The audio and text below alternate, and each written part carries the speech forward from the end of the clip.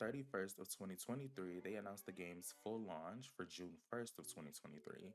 And it would have been huge. They implemented stamina back into the game, buffs all around, a new battle mode added, a vow system that if bought gave you greedy bots every day, one new warden, two new visitors, reworked UI, and they were introducing teachable character relics unique to each and every character. Just for the servers to be fucked for 20-ish days and none of that be playable. The 20-ish days were up, NA and EU servers were unplayable, and instead of the devs addressing it, we were met with complete and utter silence. So if killing NA and EU off was a part of their plan, then they succeeded with that. Until a few patches later, they fixed our servers, but at that point, it was way too late and the damage was done. Now I want to talk about why I think it flopped. I'm going to start with the lack of communication, and I think it was due to, or I think it is due to the language barrier. I don't think they speak very good English, so they aren't able to let us know what's going on, but the people who speak their language, I think, are updated. I'm not even sure they're updated. Um, Anything they release, any trailer, any collaboration, anything is only in Thai. So we're kind of left out of the loop and just left there, just, staring into blank space. Another thing would be the poor balance choices. Killers are just running through lobbies and they're quite frankly boring to play against. They ended up buffing Bloodseek for killers for some reason. They introduced a new killer, the Grim family, which is so annoying. Like, there are three killers in one. You can only control one at a time.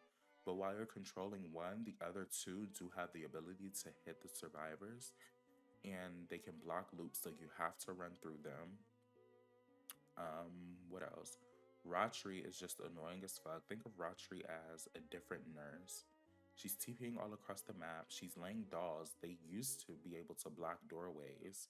They ended up taking that out, but she can still just, TP to the dolls if you do decide that you want to pray at them instead of wasting an item to kill the dolls. She can, I believe she could still sit inside the dolls and just wait for you to pass them. I don't think there is a cap to the amount of dolls she can put down. Like, even if there is, it's too high at the moment, and I don't think they're actually gonna nerf it. What else? Semming Dun is a killer that can transform into anything on the map, like a chest, a closet. He could transform into other survivors. And it's just very unfun to play against because when he does transform into another survivor, he does not have a stamina bar, but you do. So he's bound to catch up. And coming out of the transformation, he can basically double hit you. And it's just boring. Um, the things that you think would be able to stop him, like a door or you going through a good pod, does not stop him whatsoever. He can open doors freely if he's transformed into another survivor, and he can also go through the pods. It's just very boring to play against with, in my opinion, very little counterplay. Unless you're playing in a 4-man, I guess. Then I don't know. I don't play in a 4-man, I play solo queue.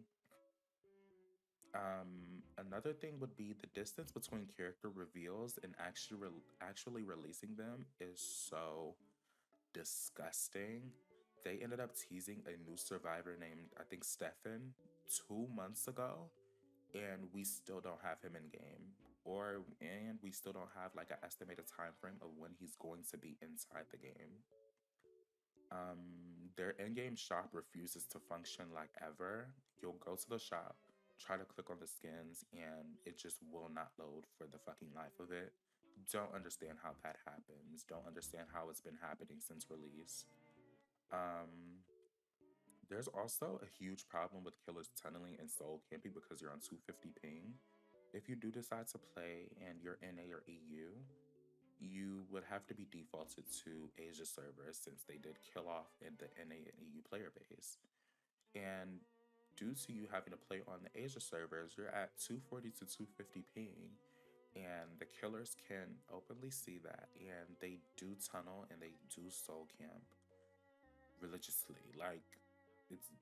It's like life or death for them. Like they will soul camp and they will tunnel you, and it has not been addressed, which is very boring, especially when you're doing solo queue. Like especially the character I play, since I play Mew Mew, so I'm already high priority on that list, and the 250 ping does not help me in the least. The fact that they can see it also doesn't help, and they just tunnel and it's boring, especially with the soul camping. Like, ugh, so bland. This game has so much potential. It's so annoying. All in all, I think at this point it's a very big balance issue because there are so many people who stop playing the game due to balance. A big amount of them being people who have been playing since beta 1, open beta 2, and stuck with the game. And they ended up recently swiping the game to the side because the balance is just so boring. Like, killers are just running rampant. They're not fun to play against. They keep nerfing survivor relics. Like, recently, a survivor relic, not Nipa, I'm sorry, Z-Bing's survivor relic got nerfed with the season 3 release. And it was a healing over time relic. And they made it to where if you do get it off in chase and you end up getting hit, it just completely negates the healing. Like, you will not get healed. Another thing I do want to touch on is the damn perk where if they auto attack you and when they do a successful auto attack, you can't be healed for 20 seconds. Excuse you? 20 seconds? Really? And that's such a stretch. And I don't know if the person I went against was hacking or if that's just the perk, but if they hit you again, it's another 20 seconds. Like, there's no cooldown on that. It just doesn't make sense. Another perk for killers is Poltergeist. Poltergeist is if they do the immunity shield, they can basically just run through anything, any door, any breakable wall for the entirety of the shield. Completely unacceptable. Bitch, oh my god, that shit is so irritating. Like they're just running through everything. It's just boring in my opinion. I think they do need to balance things better. And then I don't know if this game actually has a chance of ever succeeding anymore. Um, but if they do, it starts at the balance of the game because this is just boring. I think it just needs to be even across the playing board, especially in a game where the survivors can fight back. I'm not 100% sure, but I think they're trying to balance it with the thought of everybody four manning. And that's just simply not the case, really. Like, I don't know. It's just boring. So much potential. They really would have been swimming in fucking cash had they actually made the game fun, but here we are. But if you do end up seeing this, let me know what you think in the comments. What they could fix, if it is even salvageable. Um, just let me know your opinions. I'm interested to see your thoughts. Another thing I did want to talk about is the fact that I think people are genuinely giving up because recently, almost all the mods have stepped down. Like when I tell you all the mods, there was one specific mod too, which was such a hit for the few people who were NA and EU. But this mod, they would not regularly, but often do custom games. So they'd get the NA or EU people together and we do like, custom games to actually play on good ping. And they ended up stepping down or whatever the case may be. And that was just also a really big hit for our region. But yeah, a lot of the mods are stepping down. I don't think it's looking like they barely have mods in here, so I think that's also very telling. People who were very optimistic about the game stepping down, leaving the server, not talking about it anymore. Because I think a lot of people just lost hope. But let me know what you think in the comments. Um, Stay gorgeous, stay hydrated, wish for the world. Mwah. We'll talk to y'all later. Bye.